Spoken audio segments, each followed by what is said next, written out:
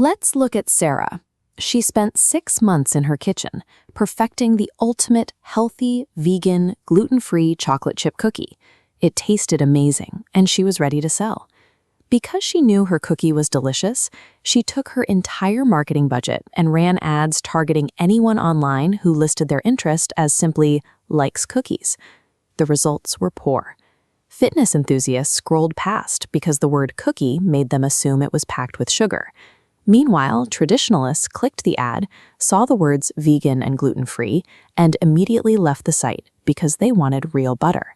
By attempting to speak to the entire market at once, her message became irrelevant to both groups. Nobody felt like the product was actually for them. Welcome back to the studio.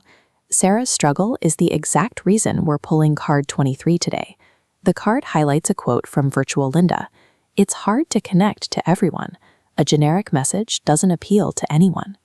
This is the core problem Sarah faced. Go ahead and grab your notebook and your favorite pen. As we work through this, I want you to bring your most active, pressing business project to the front of your mind. Over the next few minutes, we are going to audit your current messaging to ensure you aren't shouting into a void of disinterested people. The title of this card is Target Market. Often entrepreneurs hear that phrase and feel restricted, but a target market acts as a spotlight, cutting through the noise to illuminate exactly where you should focus your energy. The middle section of the card explains that your target market dictates your content, your presentation, and where you show up. It advises you to imagine speaking to one specific person. Consider a personal trainer whose Instagram bio reads, "I help people get fit and feel great."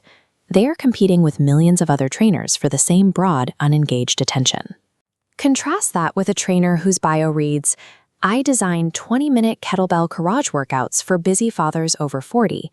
That level of detail instantly clarifies the strategy. The trainer knows they don't need to post generic lifestyle content. They need to post quick, efficient routines on platforms where professional parents actually spend their time. To get that level of clarity, we use the dark green box at the bottom of the card.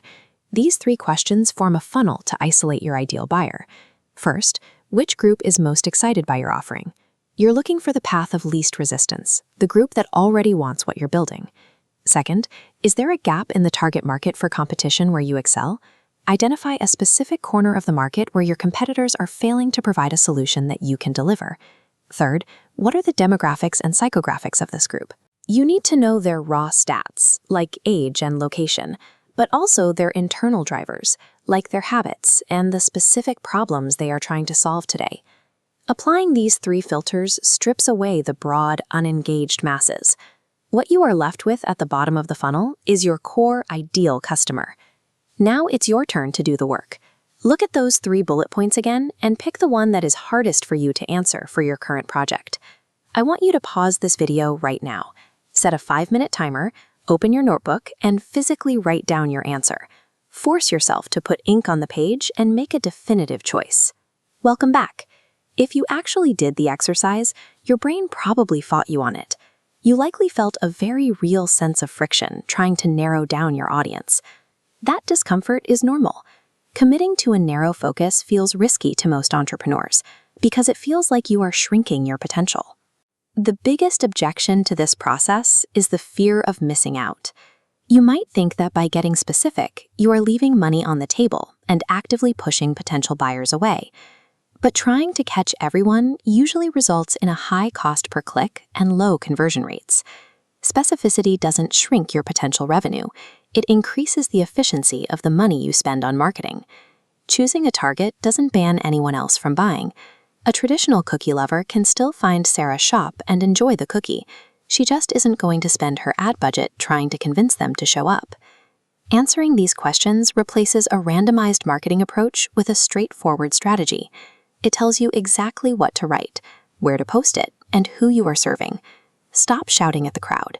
Use these 3 filters to find your person,